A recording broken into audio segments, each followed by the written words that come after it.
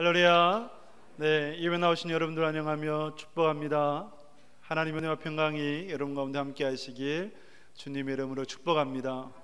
추석 명절 잘 보내고 계십니까? 더도 말고 덜덜 말고 한가위와 같다라고 한가위와 같다라는 말이 있는데, 여러분 한가위와 같은 하나님의 풍성한 은혜가 여러분 삶 가운데 가득하시길 축복합니다. 그리고 여러분들이 사랑하는 가족들에게, 친인척들에게 꼭 축복의 마중물 되시길 바랍니다. 먼저 부어져서 헌신되고 희생되어져서 여러분들 통해서 주변이, 이웃들이, 친인척들이 복을 받는 그런 놀라운 역사가 있기를 간절히 소망합니다. 오늘 본문을 통해 역전되리라 이 제목으로 말씀 전하도록 하겠습니다. 한 소년이 있었어요. 굉장히 가난한 집안에 태어났고 가난하게 살았습니다.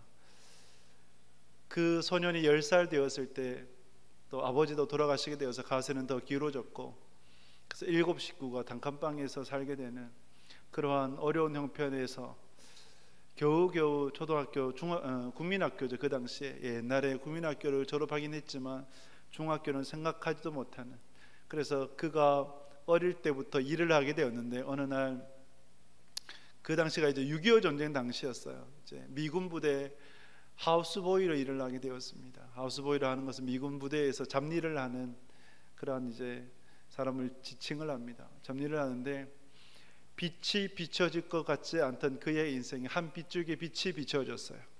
사람을 만났습니다. 그 사람이 누구냐면 그 당시 미군 부대의 상사였던 칼 파워스라는 그러한 사람이었습니다. 그 군인을 만나서 그와 교제를 하고, 그 칼 파워스 상사가 이제 동정심으로, 연민으로 어린이들 또 가엾은 이들에게 관심이 많았고, 그 중에 그 소년이 특별하게 눈에 들어왔다고 그럽니다. 그래서 그 소년에게 제안을 했어요. 나와 함께 미국에 가지 않겠니? 미국에 가지 않겠니? 그래서 공부를 시켜줄 테니까 함께 가자. 그 어머니가, 이제 그 소년의 어머니가 허락을 해줬고, 그 칼 파우스 상사가 마련해준 그 당시에 한국과 미국에 오가는 보급품에 이제 배에 몸을 신고, 배삭시 408달러였다고 합니다. 408달러. 그 당시에 굉장히 비싼 거죠. 그 이제 마련해준 그 백사스로 타고 미국으로 갔어요. 그런데 또 그 군인 파워스 상사는 복무기간이 1개월 연장이 되어서 그 소년 혼자서 먼 타국 땅에 도착을 했다고 합니다. 그렇게 이제 공부를 하게 되고 밥 존스 고등학교에 입학을 했다고 합니다. 고등학교, 대학교, 대학원까지 무려 8년간 장학금을 마련해 주었다. 학비를 대주었던 그 군인이었죠. 굉장히 고마운 분이었죠. 그 소년에게는. 여러분, 미국의 학교가 굉장히 학비가 비쌉니다. 저희 지인 분 중에 한 분이 자녀가 웰튼 아카데미에 이제 거기 보딩 스쿨에 이제 입학을 했어요. 근데 그 웰튼 아카데미가 여러분들 아는 것처럼 죽은 신의 사회 영화 있죠. 그 배경이 되는 학교인데, 무려 그 학교의 학비가 1년간 연간 1억 원 정도가 됩니다. 고등학교. 그래서 미국의 학비가 비싼 데는 굉장히 비싸요. 밥존스 고등학교 어느 정도인지는 가늠은 못하지만 그래도 이제 사립고등학교, 명문고등학교는 학비가 굉장합니다. 그러한 이제 고등학교에 학비를 지원해주고 대학원, 대학교까지, 대학교, 대학원까지도 지원해 주었다고 합니다. 여러분, 이 칼 파워스 상사가 예수님을 믿었느냐? 아니요, 믿지 않았다고 그래요. 그런데 어떻게 어려운 처제, 그도 부자가 아니었어요. 그런데 자신도 어려워서 공부를 못했기 때문에 그 어떤 동정심이 있어서 가난한 이들을 도왔던 거죠. 그리고 그 소년을 도왔던 거예요. 한 사람을 만나서 인생이 바뀌어졌어요. 그리고 그 소년이 이제 미션 스쿨이었습니다. 밥존스 고등학교가 미션 스쿨에 다니면서 누구를 만났을까요? 하나님을 만나게 되었습니다. 하나님을 만나니 그 영혼이 구원받은 거예요. 그리고 그 소년이 칼 파우스 상사에게도 복음을 전하게 되었고, 그 소년의 전도로 그도 구원받게 되었습니다. 여러분, 이 이야기가 누구의 이야기인지 아십니까? 김정한 목사님의 이야기입니다. 그래서 김정한 목사님이 늘 어느 곳에 가든지 하시는 말씀이, 사람이 사람을 만나면 역사가 일어나고 사람이 하나님을 만나면 기적이 일어납니다 라고 말하는 것입니다. 여러분 믿으십니까? 사람이 사람을 만나면 역사가 일어나요. 사람이 하나님을 만나면 기적이 일어나는 것입니다. 그래서 이 정말 가난한 소년이 그 군인 칼파스 상사를 만나서 인생이 변화되었고, 또 미국 가서 하나님을 만나서 영원히 구원받고 목사가 되어서 한국에서 그렇게 아름답게 목회를 해왔던 그분이었어요. 그에게만 역사하셨던 하나님이 아니라 오늘 본문 속에서 창세기 30장을 보면 야곱을 통해서 인생의 역전을 이루어 가시는 하나님을 보게 되는 것입니다. 하나님을 만나면 우리의 인생이 변화될 뿐만 아니라 우리의 인생에 놀라운 기적, 역사, 그리고 역전케 되는 은혜가 있는 것입니다.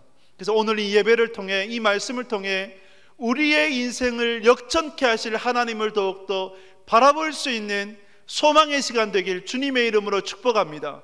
하나님께서 여러분들에게 주시는 소망 메시지를 붙잡고 나아가 역전을 경험하는 인생 꼭 되실 수 있기를 주님의 이름으로 축복합니다. 우리 말씀 보도록 하겠습니다. 25절 말씀 함께 읽겠습니다. 라헬이 요셉을 낳았을 때에 야곱이 라반에게 이르되 나를 보내어 내 고향 나의 땅으로 가게 하시되. 아멘. 이제 야곱이 레아와 7년, 라헬과 7년 그렇게 이제 봉사를 하고 라헬을 통해서 아들들을 낳았어요.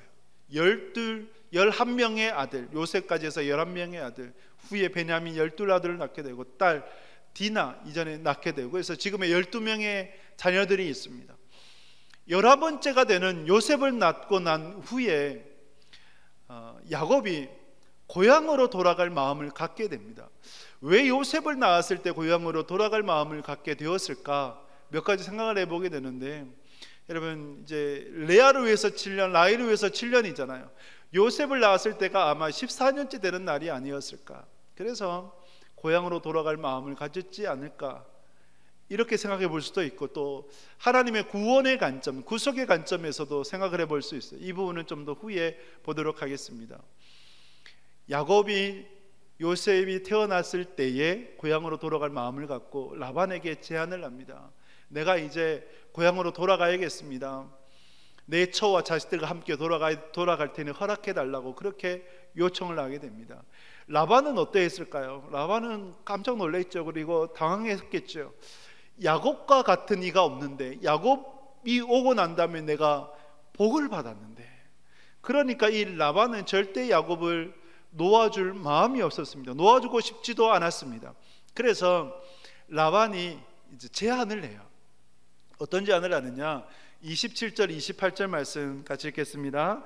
라반이 그에게 이르되 여호와께서 너로 말미암아 내게 복 주신 줄을 내가 깨달았노니 내가 나를 사랑스럽게 여기거든 그대로 있으라. 또 이르되 내 품삯을 정하라. 내가 그것을 주리라. 아멘. 라반이 볼 때 야곱에게 이렇게 얘기합니다. 내가 복을 받은 이유, 야곱 너가 우리 집에 온 이후부터 여호와께서 내게 복을 주셨다. 라반이 고백을 하는 거예요. 그런데 여러분, 라반이 이것이 솔직한 고백이었다면, 하나님께서 야곱을 통해서 내게 복을 주셨다면 그 복을 어떻게 되겠습니까? 흘려 보내야 되는 거죠. 야곱에게 흘려보내야 되는 것이고, 또 딸들에게, 다른 이들에게 흘려보내야 되는 거예요. 하나님께서 복을 주신데 그 복을 나만 갖고 있으면 그것이 오히려 그 자신에게는 독이 되는 거죠. 흘려보내야 나도 부흥케 되고 이웃도 내 친인척도 함께 더불어 잘 살아갈 수가 있는 거예요. 그래서 공생이 되고 상생이 될 수 있는 것 아니겠습니까? 그런데 이 라반은 아주 고약한 사람이었어요. 그래서 야망이, 그리고 물질의 탐욕이 넘치는 사람이었기 때문에 하나님께서 주신 복을 자기만 갖고 있었던 거예요. 그리고 라반은 굉장히 전략적인, 잔꾀가 많은 사람이었는데, 야곱의 동정심을 유발하면서 내가 만약에 나를 사랑스럽게 여긴다면, 불쌍히 여긴다면 나와 함께 더 머물자라고 그렇게 제안을 합니다. 그러면서 내 품삯을 정해라 라고 그런 제안을 해요. 품삯을 정해라. 지금까지는 품삯이 있었습니까? 없었습니까? 없었죠. 왜냐하면 레아를 위해서 7년을, 라헬을 위해서 7년을 일했기 때문에 품삯이 없었어요. 그래서 아무것도 가진 것도 없었던 야곱이었기 때문에 품삯을 정해라. 여러분들이 만약에 야곱이었다면 어떤 제안을 했겠습니까? 여러 제안을 할 수도 있죠. 가축 얼마를, 아니면 땅 얼마를, 뭐 여러 가지 지분 얼마를 이렇게 요구할 수 있었겠죠. 그런데 야곱은 그렇지 않았어요. 이런 제안을 하게 됩니다. 32절 말씀 같이 읽겠습니다. 오늘 내가 외삼촌의 양떼에 두루 다니며 그 양 중에 아롱진 것과 점 있는 것과 검은 것을 가려내며 또 염소 중에 점 있는 것과 아롱진 것을 가려내리니 이 같은 것이 내 품삯이 되리이다. 아멘. 이 같은 것이 내 품삯이 되리이다. 염소 중에, 양 중에 점 있는 것과 아롱진 것, 여러분, 점 있는 것은 점이죠, 점박이죠. 아롱진 것은 알록달록한 거예요. 그런데 이 같은 것이 이제 내 품삯이 되겠습니다. 지금까지 있었던 이것이 아니라 앞으로 태어날 새끼들 가운데 점이 있거나 아롱진 것들, 알록달록한 것은 다 내 품삯이 되겠습니다 라는 그런 제안을 하는 겁니다. 야곱의 제안이 좀 이상해요. 왜냐하면 여러분, 양을 볼 때 양은 흰입니까 검습니까? 점박이입니까? 대부분이 희죠. 예, 저는 점박이는 거의 본 적이 없는 것 같아요. 그리고 제 대관령 저기 양떼 목장에 가봤는데 전부 흰색밖에 없어요. 예. 염소는 어떻습니까? 염소는 검지요. 예, 검어요. 점박이 얼룩달락한 거 잘 없어요. 그리고 유전적으로 보더라도 점박이나 그제 아롱진 것, 알록달록한 것은 열성 유전자에 속합니다. 희고 검은 것이 우성 유전자예요. 그러면 태어난다 하더라도 튼튼한 것, 좋은 것 대부분은 이제 희거나 검은 것, 부실한 것, 약한 것들은 점박이로 태어나는 거예요. 그러면 야곱의 소유는 별 볼 일 없는 거예요. 라반은 더할 나위 없이 좋은 조건이었던 거죠. 임금 협상에서 라반은 최고의 결과를 얻은 것이고, 어떻게 보면 야곱은 실패였던 거예요. 더 이상 자신의 소유를 건져낼 게 없는 그런 협상이었던 거예요. 그런데 왜 이렇게 이런 협상을 했을까? 또 라반이 굉장히 장기가 많은 사람이었다 그랬잖아요. 이 계약을 마치고 난 다음에 라반이 어떻게 조치를 취했냐면 아들들을 시켜서 점 있는 것, 아롱진 것을 사흘길 되는 먼 거리로 데려가 버려요. 몰고 가버려요. 사흘길 되는 거리가 약 한 100km라고 본다면 100km 사이에 있는 양과 염소들이 서로 섞일 이유가 없죠. 예, 섞일 일이 없어요. 그러면 야곱의 소유로 되는 양들, 염소들 중에서 점이 있거나 알록달록한 것이 태어날 확률이 거의 없다고 보면 되는 거예요. 이러한 형편인데 왜 야곱은 이걸 다 알면서도 이런 제안을 했을까? 크게 두 가지로 생각해 보게 돼요. 라반이 악한 사람이잖아요. 잔기가 많잖아요. 그래서 나중에 시비를 걸지 않도록, 자신의 소유를 빼앗아 가지 않도록 아예 확실하게 구별 짓는 방법으로 점 있는 것, 그리고 알록달록한 것은 다 야곱의 소유입니다라고 이제 구별 지어버리는 것, 그것을 생각할 수 있고, 더 중요한 이유가 있어요. 31장 말씀에 보면 그것이 나타나는데 10절 12절 말씀, 31장 10절 12절 같이 읽겠습니다. 그 양떼가 새끼 뵐 때에 내가 꿈에 눈을 들어보니 양떼를 탄 수량은 다 얼룩무늬 있는 것과 점 있는 것과 아롱진 것이었더라. 꿈에 하나님의 사자가 내게 말씀하시기를 야곱아 하기로 내가 대답하기를 여기 있나이다 하며 이르시되 내 눈을 들어보라. 양떼를 탄 수량은 다 얼룩무늬 있는 것, 점 있는 것과 아롱진 것이니라. 라반이 내게 행한 모든 것을 내가 보았노라. 아멘. 여러분, 야곱이 꿈을 꿔요. 꿈을 꿔는데 양이 이제 교미를 할 때 순양이 어떤 이제 양이냐, 점 있는 것, 알록달록한 것, 다 그런 양들에 의해서 교미가 되어져요. 그러면 태어나는 새끼들은요, 점 있는 것, 수장, 그 점 있는 것, 그리고 아롱진 것들이 다 새끼로 태어나는 거예요. 이것을 꿈으로 본 거예요. 그리고 여호와 하나님께서 말씀하신 거예요. 내가 다 아노라. 내가 지금까지 라반이 내게 했던 모든 것들을 다 보았노라라고 말씀을 해요. 하나님께서 꿈에 계시하셨기 때문에 야곱이 이런 제안을 했다고 보여지는 거예요. 물론 이 꿈이 언제이다라고 정확하게 얘기할 수는 없어요. 그러나 성경의 어떤 내용을 추정을 해볼 때에 하나님께서 이런 꿈을 보여주셨기 때문에 야곱이 말도 안 되는 이런 제안을 했겠구나라는 그러한 생각을 해보게 되는 거죠. 이렇게 야곱이 라반에게 제안을 하고 난 다음에 또 특별한 행동을 해요. 어떤 행동을 하느냐? 오늘 말씀을 보게 되면 37절에서 39절 말씀 우리 같이 읽겠습니다. 야곱이 버드나무와 살구나무와 신풍나무의 푸른 가지를 가져다가 그것들의 껍질을 벗겨 흰 무늬를 내고 그 껍질 벗긴 가지를 양떼가 와서 먹는 개천의 물구유에 세워 양떼를 향하게 하며 그떼가 물을 먹으러 올 때에 새끼를 베니 가지 앞에서 새끼를 베물어 얼룩얼룩한 것과 점 있고 아롱진 것을 낳은지라. 아멘. 여러분, 야곱이 자세히 보니까 양들이 언제 교미를 하느냐, 염소들이 언제 교미하느냐 했을 때에 물을 마실 때다. 그래서 물을 마실 때 이 야곱이 버드나무, 신풍나무, 살구나무 이런 나무들을 꺾어다가 이제 껍질을 벗겨두고 그 속에 흰 무늬가 나타난다 그래요. 그 가지에 흰 무늬가 나타난다.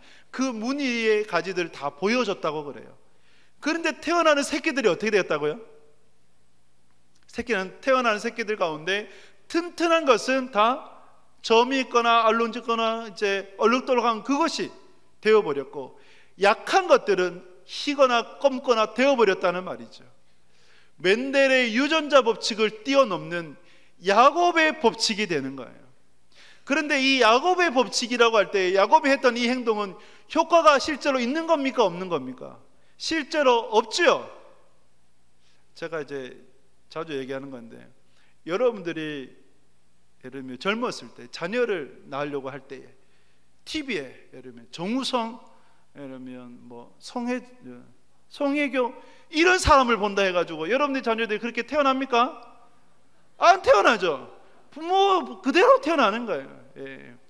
제 큰애가 태어났을 때, 큰애가 태어났는데 코가 없더라고. 예.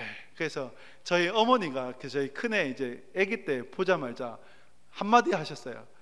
조금 있으면 코가 섭니다. 예. 그래서 이제 제 코가 좀 낮기 때문에 그런 이제 말씀을 하셨는데 그대로예요. 엄마 아빠 닮아서 태어나는 거예요. 그렇죠? 그것이 이제 하나님께서 이 땅을 만드신 자연의 법칙인 거예요. 흰 양끼리 교미를 했고 검은 염소끼리 교미를 했는데, 여러분 어떻게 점이 있는 것과 알록달록한 것이 태어날 수 있어요? 절대 없는 일이에요. 그런데 어떤 일이 벌어졌느냐, 야곱과 라반이 계약을 마친 후부터는 태어나는 새끼마다 튼튼한 것은 점이 있는 것, 아롱진 것, 알록달록한 것이 다 태어나 버렸단 말이죠. 누가 역사하신 거예요? 여호와 하나님께서 역사하신 줄 믿습니다.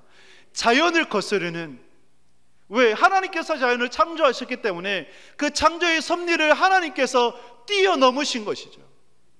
그래서 여러분들이 하나님을 보실 때에 하나님의 능력을 제한하시면 안 돼요. 하나님은 우리의 이성을 넘어서시는 분이세요. 우리의 이성대로 하나님을 가둘 수가 없어요. 우리는 신앙할 때 내가 지금까지 살아온 경험에 따라, 내가 공부한 학식에 따라, 그리고 나의 여러 가지 배경, 환경에 따라서 신앙하려고 그럽니다. 그러면 안 돼요. 하나님이 어떤 분이십니까? 하나님은 홍해를 가르시는 분이십니다. 하나님은 여리고성을 무너뜨린 분이십니다. 하나님은 18만 5천의 아수르 군대를 하룻밤에 산 송장으로 만들어버린 분이세요. 하나님은 밤새도록 물고기를 단 한 마리도 잡지 못했던 베드로에게 저 깊은 데에 가서 그물을 던져라, 그 한마디를 하셨고, 원래 어부들은 깊은 데 가서 그물을 던지지 않아요. 거기서 물고기를 잡을 수가 없는 거예요. 그런데 베드로가 주님의 말씀에 순종해서 나아갔을 때 역사가 일어난 거예요. 역전이 되어버린 거예요. 그래서 그물이 찢어질 듯한 그 물고기를 잡은 거예요. 사랑하는 여러분, 여호와 하나님의 역사를, 기적을 경험해 나갈 수 있는 여러분 될 수 있기를 주님의 이름으로 축복합니다. 하나님은 야곱과 같이 우리의 인생 가운데에서도 역전케 하시는 분이십니다. 어떻게 역전케 하십니까? 우리의 이성을 초월하셔서 역사하시는 분이세요. 그러면 우리가 하나님을 신뢰한다고 할 때에 우리의 이성에, 우리의 환경에, 우리의 경험에 하나님의 능력을 제한하면 안 되는 거예요. 제한하지 마십시오. 하나님이 어떻게 일하실지 기대하시고 소망 갖는 여러분 되실 수 있기를 주님의 이름으로 축복합니다. 두 번째로 역전되리라. 주님께서 우리의 인생을 역전케 하시는데 어떻게 역전케 하시는가? 무슨 목적으로 역전케 하시는가 볼 때에 여러분, 하나님은 어떤 분이실까요? 여러분들이 하나님을 정의 내리신다면 어떤 분으로 정의 내리십니까? 사랑의 하나님, 은혜와 자유가 풍성하신 하나님, 공의의 하나님 등등으로 정의하실 수 있을 거예요. 하나님은요, 신실하신 하나님이세요. 신실하신 하나님. 신실하신 하나님이란 뜻이 뭡니까? 하나님은 그 약속을 반드시 지켜주시는 분.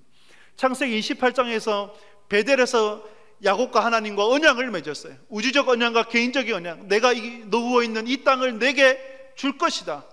그리고 너의 후손들이 땅에 티끌같이 많게 될 것이다. 너로 인해서 천하 만민이 복을 얻게 될 것이다 라고 하는 우주적 언약을 야곱에게 주셨습니다. 그리고 개인적 언약을 주셨어요. 이 개인적 언약이 뭡니까? 내가 너와 함께 할 것이다. 내가 너를 지켜줄 것이다. 내가 너로 이 땅으로 다시 돌아오도록 해줄 것이다. 할렐루야. 이 복을, 개인적인 언약 복을 허락해 주신 거예요.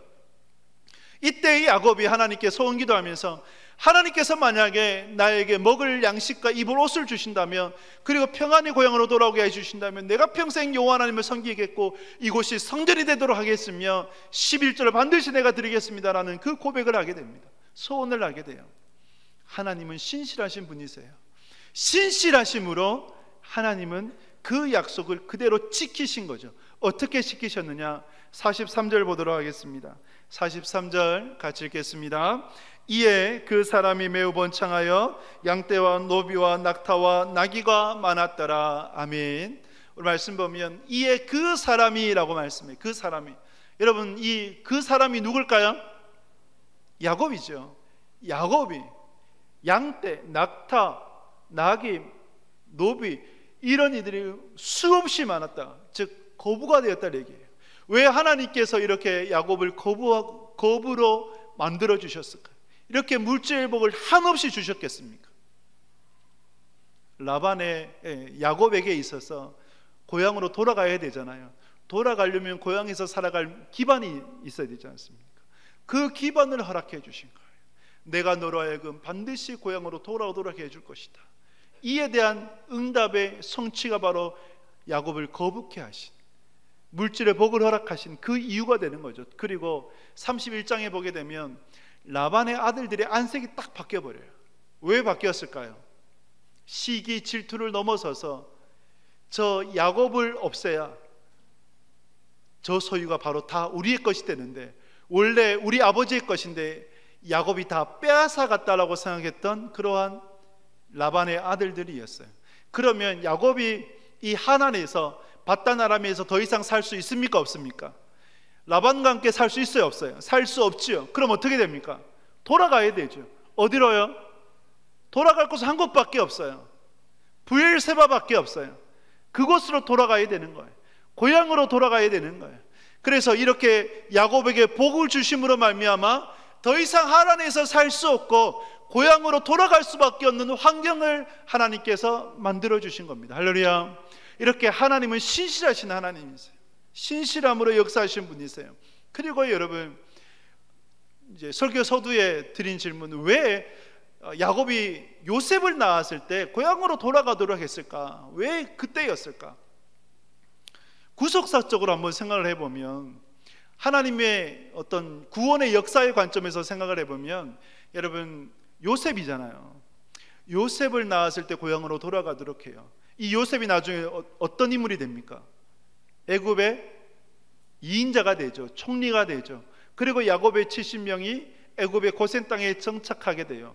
그리고 400년 동안 그곳에 거주하게 되는 거예요. 400년 후에 출애굽을 통해 가나안 땅에 입성하게 됩니다. 고향으로 돌아가요. 그 매개가 되는 인물이 누구예요? 요셉이라는 거예요. 요셉을 통해서 복선이 깔려 있다고 보는 거죠. 그리고 라반과 바로와 연결이 돼요. 신학자들은 라반과 바로를 연결시킵니다. 라반이 인큐베이터 역할, 야곱의 인큐베이터 역할을 했다면 바로는 이스라엘의 인큐베이터 역할을 했어요. 라반을 통해서 야곱의 아들들이 12아들이 된 것 아니겠습니까? 라반이 레아를 아내로 줬기 때문에 또 라헬을 아내로 줬기 때문에, 그리고 또 누구를 줬어요? 실바를 줬고 빌하를 줬죠. 만약에 라반이 주지 않았다면 라헬 혼자밖에 없었을 거예요. 그런데 라반이 그렇게 야곱에게 주었기 때문에 아내가 4명이 되었고 4명의 아들이 마치 남편의 사랑을 구별하면서 경쟁적으로 출산을 하게 돼요. 그래서 12아들을 낳게 되는 거죠. 그래서 그 12아들이 나중에 12지파가 되는, 라반이 인큐베이터 역할을 해요.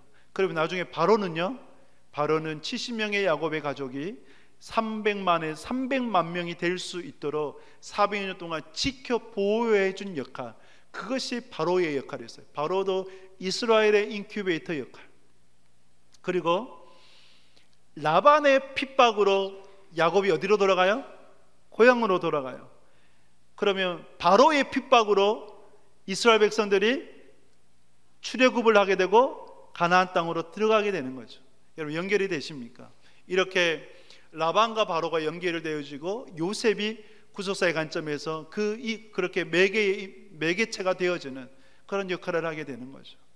이 이유 때문입니다. 자, 여러분, 여호와 하나님은 신실하신 분이십니다. 믿으십니까? 하나님은 그 약속을 반드시 지켜주시는 분이세요. 야곱에게 하셨던 그 개인적인 언약, 내가 너와 함께 할 것이다, 내가 너를 지켜줄 것이다, 내가 너를 복을 주어서 이 고향으로 반드시 돌아오도록 할 것이다, 이 언약이 야곱에게만 허락된 언약이 아니라 오늘을 살아가는 저와 여러분들에게도 주시는 언약인 줄 믿습니다. 주님께서 우리와 함께 하십니다. 믿으십니까? 주님께서 우리를 지켜주세요. 주님께서 우리를 고향으로 인도해 주세요. 어느 고향으로요? 저 천국으로, 우리의 본향이 되는 천국으로 인도해 주시는 거예요. 그래서 우리는 신실하신 하나님을 믿고 의지하며 한 걸음 한 걸음 걸어 나가다 보면 어느새 뒤돌아보면 하나님께서 이렇게 인도해 주셨구나, 인도해 주셨구나, 그 믿음으로 고백하게 될 것입니다. 신실하신 하나님을 믿고 의지함으로 인생의 역전을 이루어 가시는 여러분 되시길 주님의 이름으로 축복합니다. 마지막으로, 여러분, 진정한 인생의 역전이 무엇인가 하는 것이죠. 진정한 인생의 역전이 무엇일까요? 야곱을 통해서 우리가 보게 되면 우리 30절 말씀, 창세기 30장 30절 같이 읽겠습니다. 내가 오기 전에는 외삼촌의 소유가 적더니 번성하여 때를 이루었으니 내 발이 이르는 곳마다 여호와께서 외삼촌에게 복을 주셨나이다. 그러나 나는 언제나 내 집을 세우리이까. 아멘. 야곱의 성토, 나는 언제 내 집을 세우겠습니까? 여러분, 이 야곱의 성토는 충분히 이해가 가요. 자식이 몇 명이에요? 자식이 12이나 돼요. 이 12를 또 아내는 몇 명이나 돼요? 아내는 4명이나 돼요. 4명이 되는 아내, 자녀는 12이나 되고 이들을 먹여 살려야 되는데 어떻게 먹여 살릴 수 있을까? 그래서 라반에게, 내가 라반 당신을 위해서 14년을 일했는데 언제 내 집을 세울 수 있겠습니까? 내가 살아갈 기반을 닦을 수가 있겠습니까? 라는 그 성토를 라반에게 했던 것이죠. 이 야곱의 성토는 가장으로서 충분히 여러분 이해되지 않습니까? 또 공감되지 않습니까? 부모로서 자녀를 양육할 때 어떻게 내가 내 집을 세울 수 있을까? 이러한 고민 가운데 우리가 살아가는 것 아니겠습니까? 그래서 언제 내 집을 세우겠습니까? 이것은 야곱의 고민일 뿐만 아니라 우리들의 고민이고, 그리고 성경의 주제이고 인류 역사의 주제예요. 인류 역사의 주제. 여러분, 우리가 인생을 살아갈 때 직장생활 하시는 분들은, 샐러리맨들은 어떤 생각을 합니까? 내가 언제 봉급쟁이 인생으로만 살 것인가? 내가 내 이름으로 사업을 한번 해보고 나도 사장 소리 한번 들어봐야 되지 않겠느냐? 그런 고민하지 않습니까? 그리고 전세를 살거나 월세를 사는 분들은 언제 내 집을 소유할 수 있을까? 언제 내 집을 소유할 수 있을까? 내 명의로 된 집을 한번 소유했으면 좋겠다라는 그런 생각을 해보게 됩니다. 또 교회를 생각해보면 언제 내 교회 내 목회를 할 수 있을까? 이런 생각도 해보게 돼요. 그것이 인간입니다. 그리고 인간의 역사 가운데 나라의 역사는 어떻습니까? 왜 러시아가 우크라이나를 침공합니까? 이 나라를 더욱더 강대하게 만들고자 그렇게 행하는 것이고, 그리고 자신의 자신 나라의 이름을 더욱더 높이고자 그런 행위들을 하는 것 아니겠어요? 이것이 인류 역사의 주제인 거예요. 내 집을 세우리이까. 그러나 성경의 역사도 마찬가지입니다. 하나님께서는 이 우주의 주인 되십니다. 믿으십니까? 이 우주의 주인의 상징을 에덴 동산의 선악과로 두신 거예요. 선악과에. 그런데 아담과 하와가 불순종함으로 선악과를 따먹게 되죠. 왜 따먹습니까? 자신이 인생의 주인이 되고자, 자신이 인생의 왕이 되고자, 내 집을 세우리까, 즉 자신의 이름으로 세운 인생, 자신 마음대로 살아가고자 하는, 자기 마음대로 살아가고자 하는 그 인간의 욕구에 의해서. 그래서 성경의 주제는 누가 왕인가예요. 누가 왕인가? 하나님이 왕인가? 내가 왕인가? 이겁니다. 그런데 여러분, 기적이 일어나요. 어떤 기적인지 아십니까? 하나님을 만나요. 예수 그리스도의 십자가 사랑을 깊이 경험해요. 그 사랑을 깊이 경험하면 고백되어지는 것이 있어요. 어떤 고백인지 아십니까? 하나님 사랑합니다 라는 고백이에요. 하나님 사랑합니다. 내 소망이 오직 주님을 사랑하는 것이고, 내 의식 없는 그 순간에도 주님을 사랑하고 싶습니다. 세상 궁전에서의 첫날보다 주의 성전에서의 하루가 더 귀합니다라는 그 고백을 하게 되는 것이죠. 주님을 만나면 이 고백을 하게 돼요. 또한 주님을 만나면 이전에 없었던 나 자신을 귀하게 여기고 나를 사랑하게 돼요. 이전에는 나를 사랑한다, 나를 존귀히 여긴다, 그런 마음이 없었어요. 그런데 주님께서 나를 이처럼 사랑해 주시고, 그리고 내 안에 성령께서 계셔서 성령의 성전이 되어진다라고 말씀하시니 내 육체도 귀하고 영혼도 귀하다는 것을 깨닫고 나를 사랑하게 되는 거예요. 이것이 기적 아니겠습니까? 그리고 인생을 바라보는 눈이 바뀌어져요. 이전에는 시련이 있고 고난이 닥치고 어려움이 닥치면 불평해요, 원망해요, 사람 탓하고 세상 탓하고 부모 탓하며 살았어요. 형제 탓하며 살았어요. 그런데 우리 주님을 만나고 난 다음에 바뀌지요. 어떻게 바뀝니까? 시련이 닥쳐도 그 시련으로 인해서 하나님께서 내게 주시려고 하는 뜻이 있다, 목적이 있다, 이유가 있다, 내게 이 고난을 허락하신 이유가 있다, 이것으로 바뀌어지는 거예요. 그 어려움을 말씀으로 해석해 나가요. 그리고 말씀 안에서 그 의미를 찾고 인생의 새로운 의미, 목적을 따라 나아가는 거예요. 우리가 드렸던 찬송가 373장의 고백, 여러분 이 고백을 보게 되면 우리의 인생의 진정한 변화가 뭔가를 보게 되는 거죠. 우리 373장 1절 2절만 같이 한번 불러보도록 하겠습니다. 고요한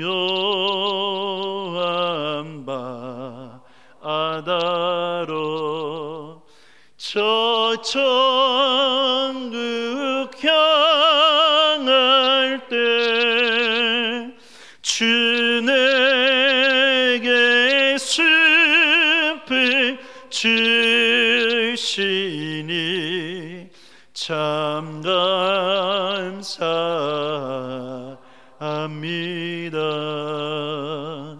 큰 물결이 일어나 나 쉬지 못하나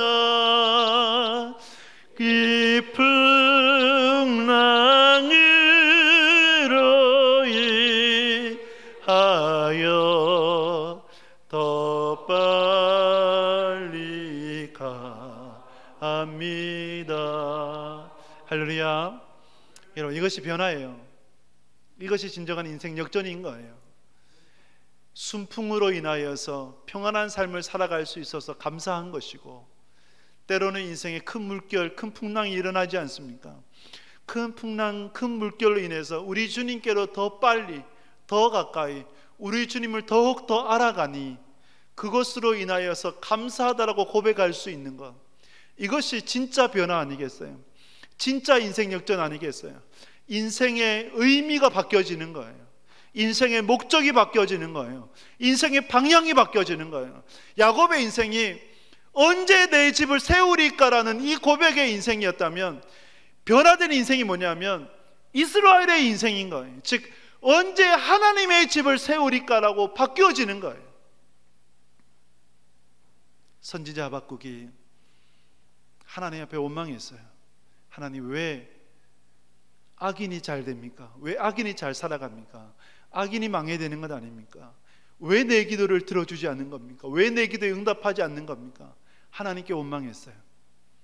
그때 하나님께서 하박국에 주신 응답이 뭐였냐? 의인은 믿음으로 말미암아 살리라. 이 응답이었어요. 의인은 믿음으로 말미암아 사는 거예요. 하박국이 이것을 깨닫게 돼요. 깊이 깨닫게 돼요. 깨달았을 때 하나님 앞에 올려드렸던 고백, 하박국 3장 17절 18절에서 이렇게 고백하고 있습니다. 우리 같이 읽겠습니다. 비록 무화과 나무가 무성하지 못하며 포도나무에 열매가 없으며 감람나무에 소출이 없으며 밭에 먹을 것이 없으며 우리의 양이 없으며 외양간에 소가 없을지라도 나는 여호와로 말미암아 즐거워하며 나의 구원의 하나님으로 말미암아 기뻐하리로다. 아멘. 무화과 나무에 열매가 없고 감람나무에 소출이 없고 밭에 먹을 것이 없다 하더라도 우리의 양이 없을 수 있잖아요. 외양간에 소가 없을 수 있잖아요. 그런데 믿음으로 말미암아 사는 인생은 그럼에도 불구하고 나는 여호와 하나님으로 인하여 만족하며 여호와 하나님으로 인하여 기뻐하며 살아가겠습니다. 할렐루야. 이것이 진정한 인생 역전인 거예요. 삶이 바뀌지 않아요. 환경이 바뀌지 않아요. 그대로예요. 그러나 우리 주님 때문에 살아갈 소망을 얻고 우리 주님 때문에 살아갈 힘을 얻는다면, 주님 한 분만으로 족하다면 그것이 우리의 인생의 진정한 역전이 되는 줄 믿습니다. 그러한 여러분 되실 수 있기를 주님의 이름으로 축복합니다. 말씀했습니다. 사람이 사람을 만나면 역사가 일어나요. 사람이 하나님을 만나면 기적이 일어납니다. 여러분들의 인생에 이 은혜가 충만하시길 축복합니다. 야곱을 보십시오. 이성을 초월하시는 하나님이 되셔서 역전을 이루어 가시는 하나님이셨어요. 그러므로 여러분, 하나님의 능력을 제한하지 마십시오. 기대하시고 소망하며 나가시길 축복합니다.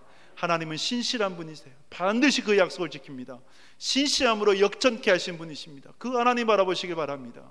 그리고 진정한 인생 역전이 무엇인가를 깨닫고 나를 위한 인생에서 하나님을 위한 인생으로, 내 집을 언제 세우겠습니까? 라는 인생에서 하나님의 집을 언제 세우겠습니까? 라는 그 인생으로 인생의 의미와 목적을 온전히 여호와 하나님께 두며 주님을 위해 살아갈 수 있는 여러분들이 되시길 주님의 이름으로 축복합니다.